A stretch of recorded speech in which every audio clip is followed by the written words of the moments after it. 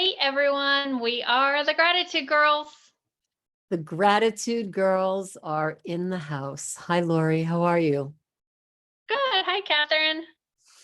Well, it's time to do a few things, and you know what one of them are. Time to get back on that school schedule, right? I'm glad we're going to be talking about that tonight. Let's take a quick minute and we'll introduce ourselves to our audience in case you don't know us, in case you're not sure who we are.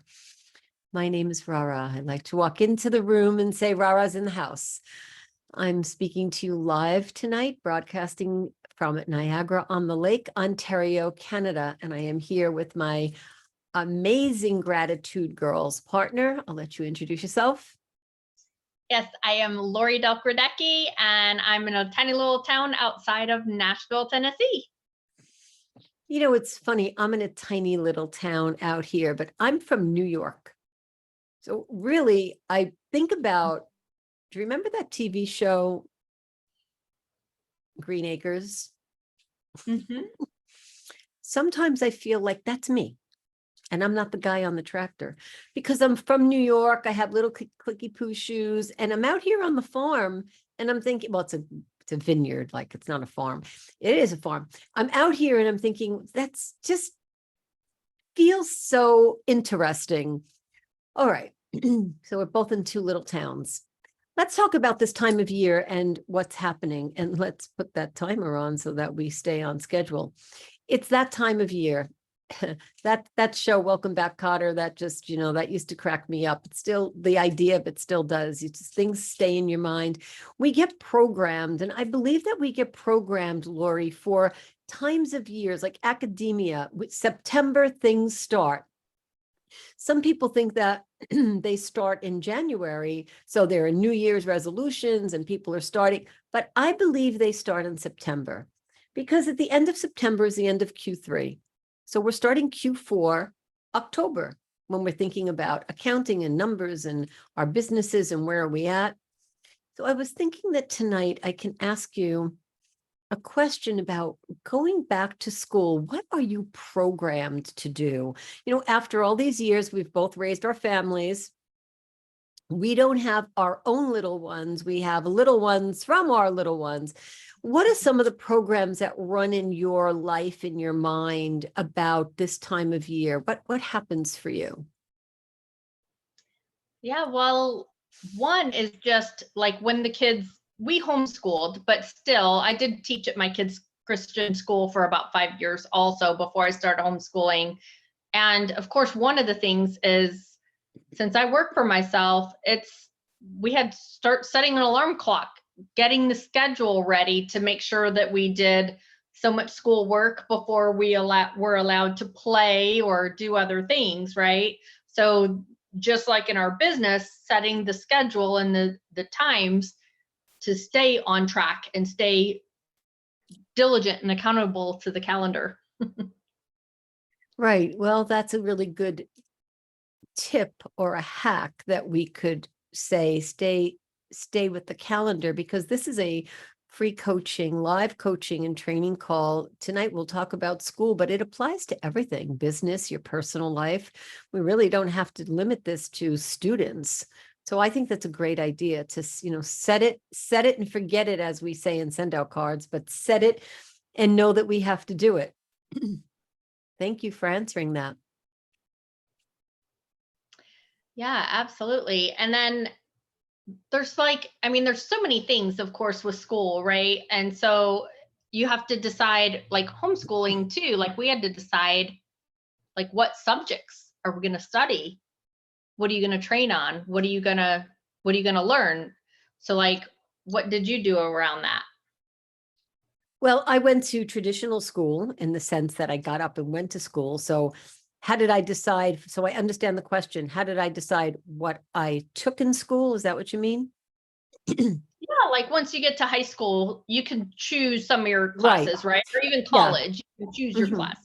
Right. That's what I thought you meant. I just wanted to be clear. So I always leaned towards anything that had to do with me speaking, public speaking, drama, Kelsapries, being in front of the room, being on stage, I was leaning towards that because I felt that it was a way for me to express myself.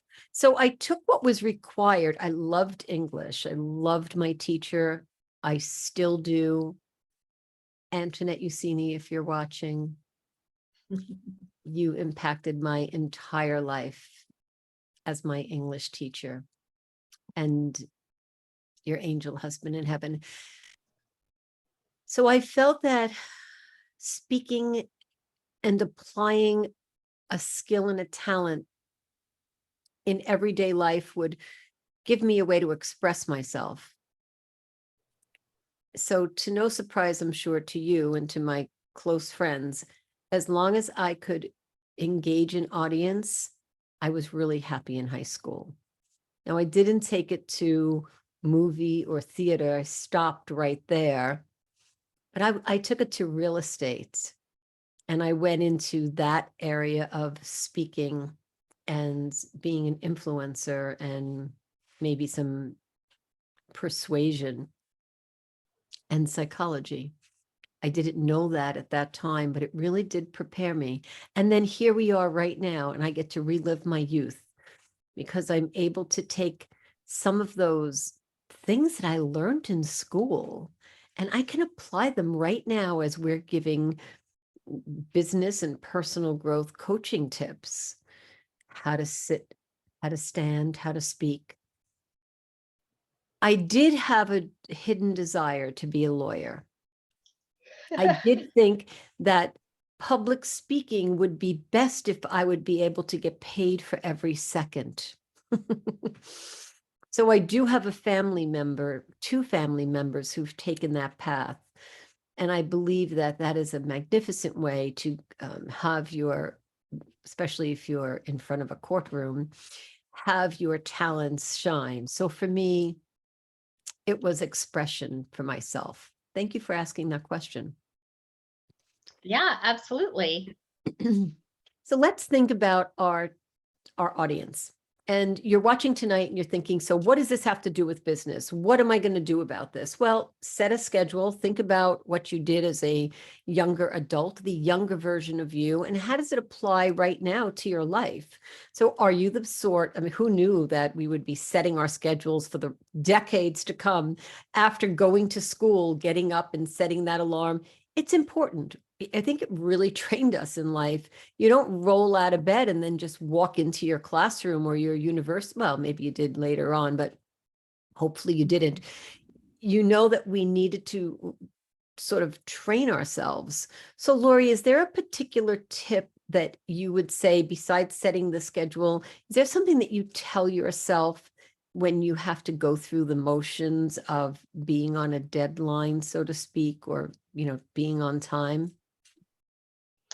Well, I believe in saying in the affirmative and the positive that it's like Madonna would, before her concerts, she would pray and give thanks for a great show, that they had a wonderful show before the show, right? So you believe as if you've already received, right? And you speak it as if you've already achieved it.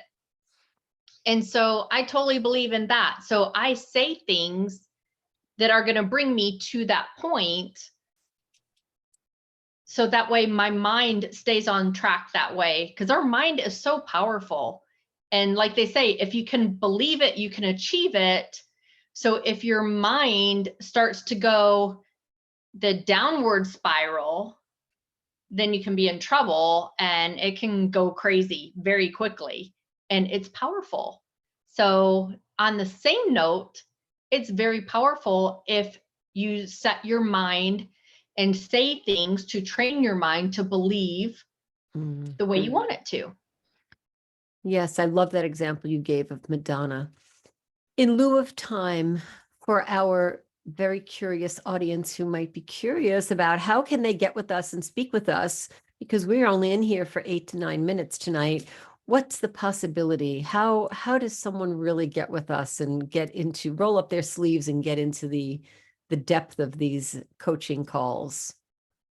Yes, absolutely. Well, first and foremost, follow us at Gratitude Girls on all social media. Look for Lori Delk-Radecki, or Catherine Asaro Myers.